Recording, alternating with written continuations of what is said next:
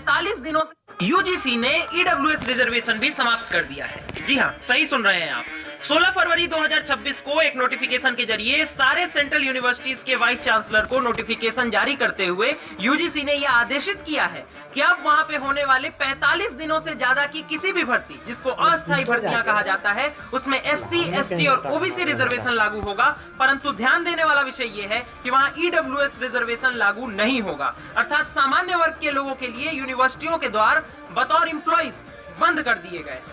फिर हम और आप ये सवाल उठाएंगे तो लोग कहेंगे कि आप यूजीसी को टारगेट करते हैं, परंतु ये साफ साफ प्रतीत होता है कि यूजीसी की गाइडलाइंस जो जनवरी में आई थी, जिसके तहत जन्म के आधार पर सामान्य वर्ग के बच्चों को शोषक घोषित कर दिया गया था और ये मान लिया गया था कि जाति के आधार पर होने वाले शोषण केवल सवर्ण ही करते हैं और उनके खिलाफ किसी प्रकार का शोषण नहीं होता, वो कोई एक गलती नहीं थी, वो जानबूझकर सरकार और यूजीसी की एक सोची समझी साजिश थी, जो अब प्रतीत होता है कि फिर एक बार निकल करके सामने आ रहा है कि अब आपको यूनिवर्सिटियों में ना नौकरी करने दिया जाएगा, ना पढ़ाई करने दिया जाएगा और सामान्य वर्ग को इस देश के द्वैम दर्जे के नागरिक के तौर पर ट्रीट किया। क्या इस दिन की ही परिभाषा अच्छे दिन था? क्या इस दिन की ही परिभाषा सबका साथ सबका विकास था? यह सवाल अब सामान्य वर्ग के